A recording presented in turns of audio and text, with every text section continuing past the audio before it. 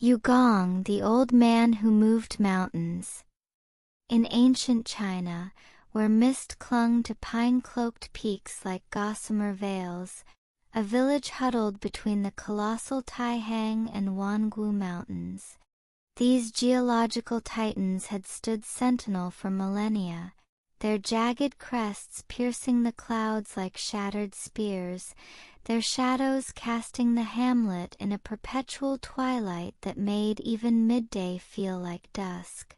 For generations, villagers trekked 3 extra days to circumvent their slopes, sandals wearing thin on rocky trails that wound through gorges and over precarious passes. Children born in the valley grew old without ever witnessing an unobstructed eastern sunrise, their horizons forever truncated by stone. Among them lived 90-year-old Yu Gong, his back bowed by time like a crescent moon but eyes as sharp as flint chipped from the mountains themselves. One spring morning he sat on a weathered stone bench and watched his grandson, a sturdy boy with mud-caked knees, stagger home with a shattered cart. Its wheel, he learned, had been crushed by a boulder that had tumbled from the mountainside during the night, scattering the family's meager store of grain across the path. Clutching his bamboo cane, its surface polished smooth by decades of use, his knuckles whitened with a resolve that had been smoldering for years. That evening, by the flicker of an oil lamp suspended from the rafters, he gathered his family in the main room of their earthen house. 3 sons with calloused hands from tilling stubborn soil, their wives mending clothes by firelight, and 7 grandchildren whose laughter had long been stifled by the mountain's looming presence. "We will move these mountains," he declared, his voice gravelly yet steady as the stone beneath their feet. The room erupted in gasps. His youngest son, a blacksmith whose forge glowed in the corner, dropped his hammer with a clatter. "Father, even the emperor's armies with their elephants and siege engines couldn't shift such stone." But Yu Gong's eldest daughter-in-law, her sleeve smudged from grinding grain in the stone mill, nodded firmly as she set down her sewing. "Last winter, old Chen's wife froze to death on that icy detour when she went to fetch medicine for their sick child. I'll cook from dawn till dusk to feed the workers, whatever it takes." By midnight they'd sketched crude maps in the dirt floor, marking the first dig site with a stick, their whispers mixing with the hoot of an owl outside. At first light, when the mountains were still wrapped in a blue haze, they shouldered rattan baskets woven from sturdy vines and gripped heirloom shovels passed down through 3 generations. Yu Gong, his joints creaking like old hinges, led the way, humming a work song his father had taught him when he was a boy, a tune about rivers carving canyons.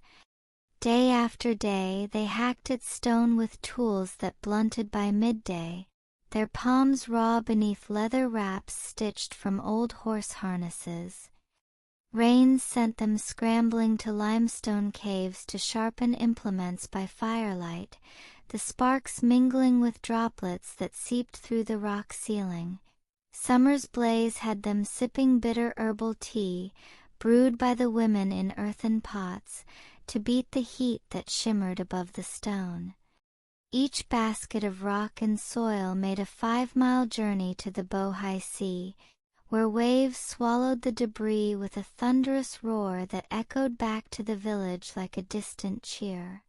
Village gossips clucked their tongues and scoffed as they passed. "Foolish old man," jeered a merchant, leading a line of mules laden with silk around the mountain's base. "By the time you dent these peaks, your bones will be fertilizing these pines." The loudest critic was Ji So, a white-bearded sage famed for settling disputes over land and livestock, who arrived on a gray donkey one afternoon, its ears twitching at the sound of clanging tools. "Yu Gong," he sighed, stroking his beard that flowed like a river of snow.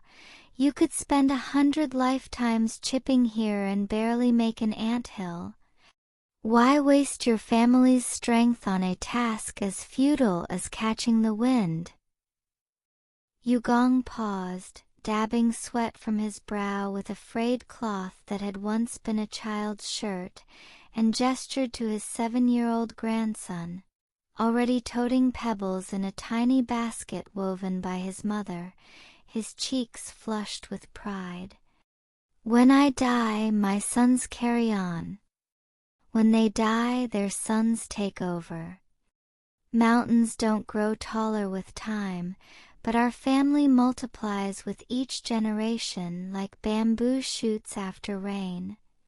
A single drop of water carves stone over 100 years. Why can't we, with all our hands and hearts, do the same?" His voice echoed off the mountain, and for a moment even the wind fell silent, as if listening. 3 seasons passed, each bringing new trials. A rockslide buried their tools beneath a ton of shale.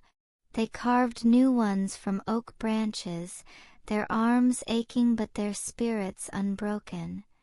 A winter storm froze the ground solid as iron. They lit bonfires that crackled through the night, thawing the earth inch by inch so they could dig at dawn. Word of their endeavor spread like wildfire. From neighboring towns where farmers shook their heads in disbelief, to provincial officials who scribbled notes about the mad old man of the mountains, until finally it reached the heavenly palace, where clouds part to reveal golden pavilions and jade bridges. The Jade Emperor, listening to divine messengers with faces like starlight, peered through his celestial mirror, a polished disk that showed all corners of the earth, and saw Yu Gong, now stooped but unbowed, handing a chisel to his newborn great-grandson, the baby's tiny fingers wrapping around the wooden handle. "Such resolve," he murmured, stroking his own beard, "deserves reward." He sent 2 celestial giants, their shoulders broader than the valley itself, their footsteps shaking the clouds. With a heaven-shaking rumble that made the village dogs howl and the children clutch their mothers' skirts, they lifted Taihang and Wangu as easily as a farmer lifts a basket of vegetables, carrying them to distant lands, one north of Shu, where it became a landmark for travelers, one south of Yong, where it sheltered a valley of rare orchids. When villagers woke the next morning, they rubbed their eyes in wonder as sunlight flooded the valley for the first time, gilding the fields and turning the morning dew to diamonds. Birds sang in open skies, and the eastern path lay clear as a ribbon, leading all the way to the horizon.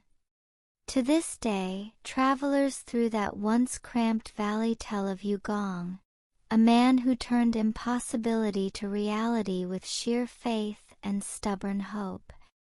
His story proves that perseverance, like a river, carves through the hardest stone, that even the mightiest obstacles yield to those who refuse to stop.